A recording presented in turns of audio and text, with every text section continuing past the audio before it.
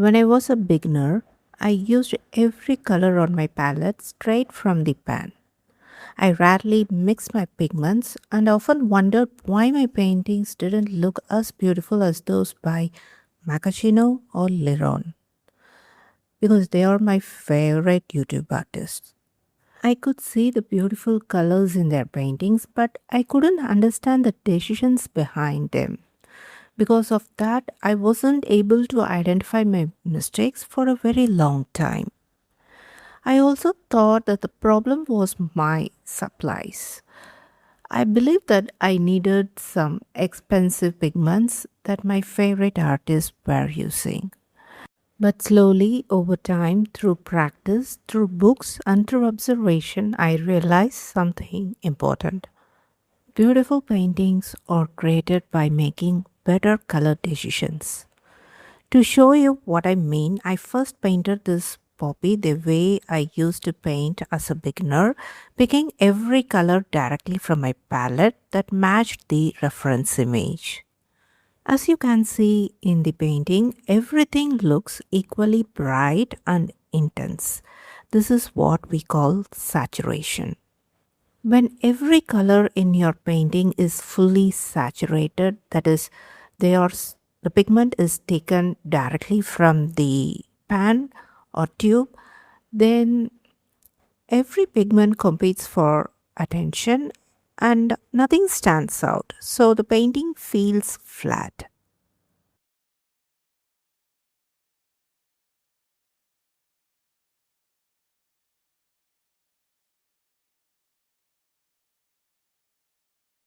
Now, let me show you how muted colors along with saturated colors can completely transform your painting. I forgot to press the record button while painting the first petal, but let me explain the process. I mixed cadmium red with gamboge to create a warm orange, and I used a medium value of that mix for the first petal. For the second petal, I used slightly darker value of the same mix.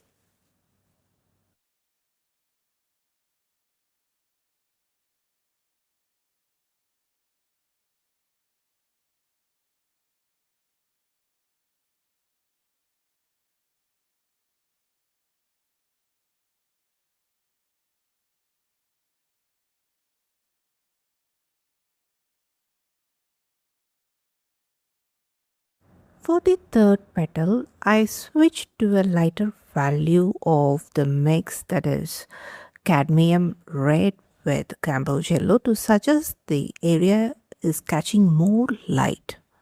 Next, I switch to cadmium red and apply it to the areas that appear brighter in the reference image.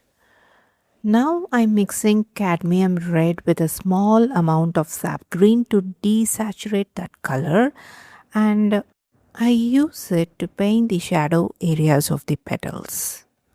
While mixing cadmium red with sap green, I was so careful that if I add too much green, it would push the mix towards brown shade. Instead, I want a muted, deeper red that still retained its red character.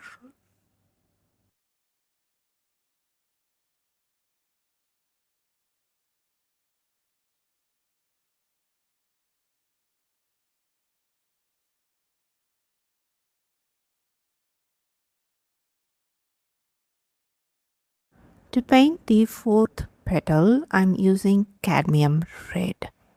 Then for the shadow areas, I use that desaturated pigment. The desaturated pigment is the mix of cadmium red with small amount of sap green. You might wonder why I'm using sap green to desaturate cadmium red.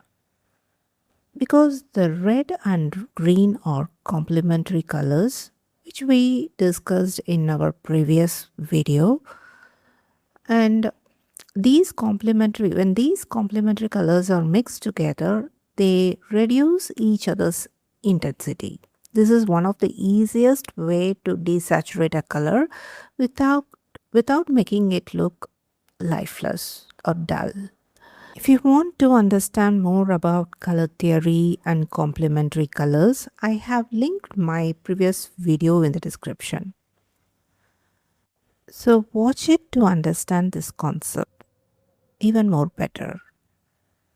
For all the remaining petals, I switch back to the orange mixture, varying the value depending on how much light each petal receives.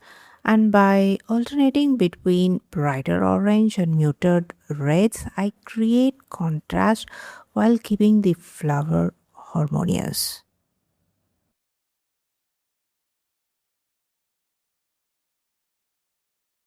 Now I'm using sap green to paint the stem of the flower. Next, I mix cadmium red with slightly larger amount of sap green to paint the center of the flower.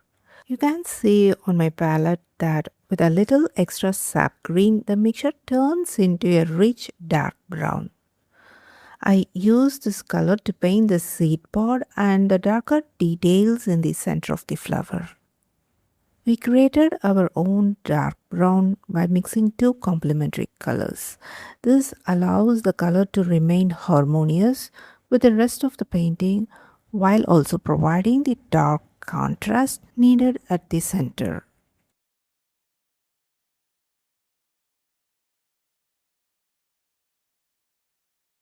So far, we have used cadmium red and gamboge to create our orange mix, and we also use sap green with cadmium red to get a brown shade. And another pigment that we are going to use for the background is indigo. Once the flower is completely dry, I wet the background. Now I'm mixing sap green with a small amount of cadmium red to create a muted green. I apply this mix around the flower, and for darker areas I mix muted sap green with indigo. By adjusting the ratio of those three pigments, I create a variety of green shades without introducing additional colors. This helps to keep the painting more harmonious while still providing enough variations in the background. While defining the edges of the petals, I'm really careful not to paint into the petal areas because those crisp edges helps to separate the flower from its surroundings. I hope this video helped you understand the difference between saturated and desaturated colors and how you can easily mute a pigment using complementary colors. If you enjoyed this video, please give it a thumbs up and subscribe to my channel for more watercolor painting tutorials. If you'd like to try the watercolor journal I'm using in this video, you will find a link in the description.